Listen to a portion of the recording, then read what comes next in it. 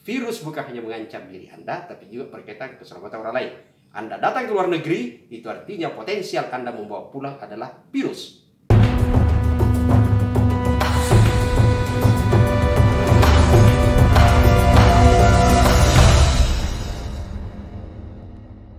Assalamualaikum warahmatullahi wabarakatuh. Teman-teman sekalian, kita jumpa lagi di channel Ustadz Demokrasi.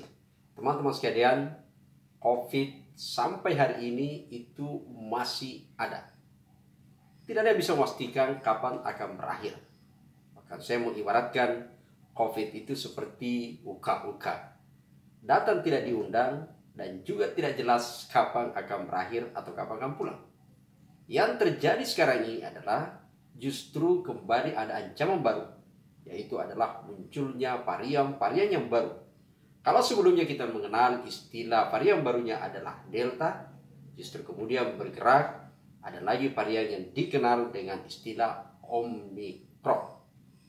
Bukan hanya itu, sekarang ini ada lagi katanya gitu ya, yaitu adalah perpaduan antara Delta dengan Omicron gitu. Jadi tak tahu apakah ini seperti seolah-olah ada perkawinan silang olah-olah gitu ya. Kita tidak akan membahas soal varian-varian dari COVID ini. Jujur saya bukan ahli di situ. Tapi kita akan membahas berkaitan soal kebijakan upaya keras pemerintah untuk kemudian mengatasi penyebaran dari COVID yang mengancam keselamatan kita semua. Setidaknya adalah kita sudah belajar pada peristiwa 2 tahun terakhir ini. Teman-teman sekalian, berdasarkan data yang ada saja terbaca untuk 1 bulan terakhir ini saja, sudah ada 318 orang terdeteksi positif terserang dengan virus Omicron ini yang baru gitu ya. Bahkan untuk seluruh dunia saja, per 7 Januari ini, ternyata terbaca bahwa data penduduk yang terjangkit atau terserang virus ini itu sudah mencapai pada angka 300 juta penduduk untuk seluruh dunia. Sangat mengkhawatirkan. Dan bahkan kembali seperti yang kita kutip di berita hari ini yang sedang berkembang adalah itu kemudian menjadi ancaman yang luar biasa, termasuk apa yang sekarang ini kita mulai perlahan kita nikmati. Mulai kita bergerak ekonomi dan macam-macam, termasuk untuk tatap muka pendidikan, pembelajaran ternyata sepertinya akan dievaluasi kembali. Teman-teman sekalian, kita kembali pada persoalannya, bukan kepada variannya gitu ya, tapi kepada persoalannya adalah apa langkah pemerintah yang dilakukan dalam rangka mengatasi penyebaran COVID ini. Kalau kita kemudian mendeteksi jejak digital gitu ya, sebenarnya pemerintah telah melakukan upaya yang cukup serius. Pengalaman melalui adalah setidaknya memberikan informasi kepada kita meskipun menimbulkan juga rasa terusik, rasa ketidakadilan kita misalnya ketika ada PSBB, lalu kemudian ada PPKM dan macam-macam, karena kita melihat bahwa penerapan itu menimbulkan rasa ketidakadilan. Seperti kebijakan karet, keras kepada masyarakatnya, tapi kemudian longgar kepada orang yang berduit atau bahkan kepada warga asing. Tapi itu adalah setidaknya pembelajaran. Sekali lagi kita kembali kepada persoalannya adalah soal varian baru ini yang itu adalah datangnya dari luar. Apa yang dilakukan pemerintah? Kalau kita lihat sebenarnya adalah pemerintah sudah berkali-kali mengingatkan kepada warganya, kepada kita semua terutama kepada pejabatnya untuk kemudian bagaimana tidak melakukan perjalanan ke luar negeri. Setidak-tidaknya adalah kalau itu dipandang tidak urgent. Digital kita memberikan informasi terkonfirmasi bahwa sebenarnya pemerintah sejak dari bulan Juli itu kemudian berkali-kali memberikan himbauan yang cukup tegas, menyatakan bahwa tidak boleh ada perjalanan keluar negeri dilakukan oleh pejabat atau siapapun itu, kecuali sekali lagi adalah emergency. Bahkan pada saat itu di bulan Juli melalui sekretaris negara gitu ya, itu kemudian menyatakan bahwa yang diperbolehkan untuk keluar negeri hanyalah yaitu Menteri Luar Negeri. Karena memang pekerjaannya, tugasnya seperti itu gitu ya. Tapi departemen-departemen lain, kelembagaan lain termasuk DPR dan DPRD tidak boleh melakukan perjalanan. Bahkan Luhut Panjaitan juga lagi-lagi kembali mengingatkan di bulan Juli juga dan kemudian bulan September mengingatkan tidak boleh ada perjalanan. Lagi-lagi adalah karena ada satu komitmen untuk menyatakan jaga keselamatan diri Anda dan yang terpenting adalah tidak mengancam keselamatan orang lain. Karena bagaimanapun juga adalah virus bukan hanya mengancam diri Anda tapi juga berkaitan keselamatan orang lain. Anda datang ke luar negeri, itu artinya potensial Anda membawa pulang adalah virus, bukan cerita pengalaman. Teman-teman sekalian, itu yang terjadi. Bahkan kemudian sebenarnya adalah terakhir kali sudah sangat tegas dan agak keras himbauannya adalah disampaikan langsung, itu adalah Presiden Joko Widodo. Itu adalah pertanggal 16 Desember 2021 yang menyatakan bahwa stop, tidak ada toleransi, tidak ada perjalanan ke luar negeri. Tapi apa yang terjadi teman-teman sekalian? Seperti dengan himbauan yang terjadi di bulan Juli, September, Oktober, bahkan kemudian yang disampaikan langsung oleh Presiden di tanggal 16 Desember tersebut. Informasi tersampai begitu sangat jelas sampai kepada telinga kita semua.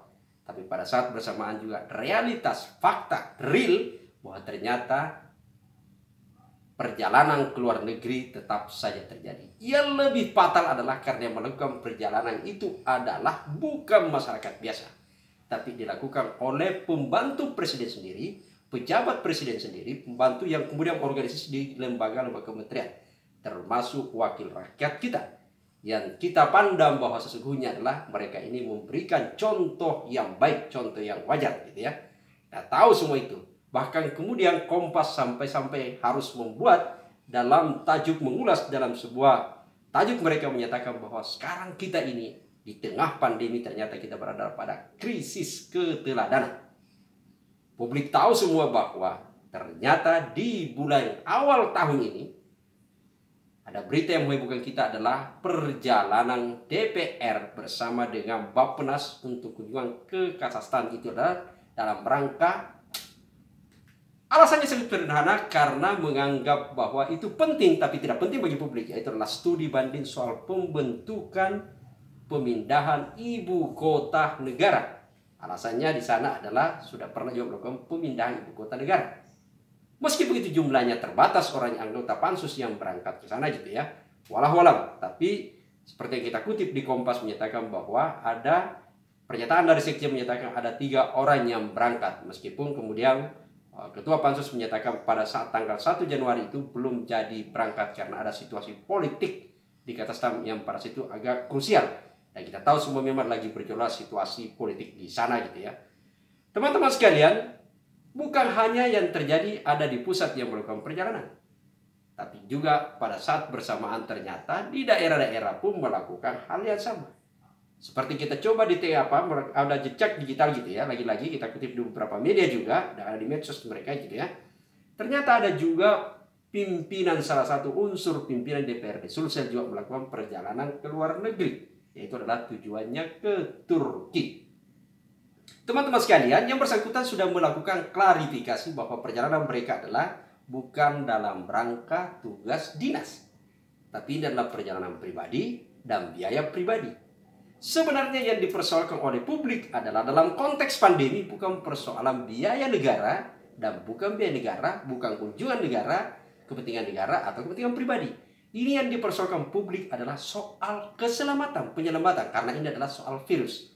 Sehingga kemudian tidak boleh ada ego yang di sana, karena kita semua sekali lagi adalah menyatakan bahwa kepentingan pribadi, keselamatan pribadi, dan keselamatan untuk semua. Olehnya itu maka sebenarnya klarifikasi bukan sesuatu yang menjadi penting, apakah menggunakan uang negara atau uang pribadi. Tapi klarifikasinya adalah apa urgensinya untuk kemudian melakukan perjalanan keluar. Apalagi sebenarnya adalah di hari situasi adalah hari kerja. Walau. Sebenarnya ada yang bertanya kepada saya menyatakan apakah persoalan kemudian pansus di DPR yang melakukan perjalanan atau kemudian anggota DPR di DPRD itu kemudian bisa diproses oleh Badan Kehormatan. Teman-teman sekalian, 2 institusi ini sebenarnya memang dibentuk namanya Mahkamah Kehormatan DPR, dan itu adalah di DPR, lalu kemudian ada namanya Badan Kehormatan di DPRD. Institusi ini adalah mengawal, sebenarnya menjaga citra parlemen terhadap kepentingan publik. Institusi ini adalah menjaga apa yang pantas dan tidak pantas dilakukan oleh seorang wakil rakyat. Karena seorang wakil rakyat adalah hanya mereka yang dipanggil yang terhormat. Terhormat itu adalah karena ada nilai-nilainya. Dan nilai itu dijaga, dikawal betul melalui Badan Kehormatan. Apakah ini penting diproses? Tidak. Sekali lagi perdebatannya adalah apakah Badan Kehormatan atau Mahkamah Kehormatan DPR itu memandang ini sesuatu yang melanggar kode etik. Bagi saya adalah ini adalah berada pada soal kepantasan. Dan badan kehormatan kita telah mengelola soal apakah ini pantas atau tidak pantas. Wallahu alam.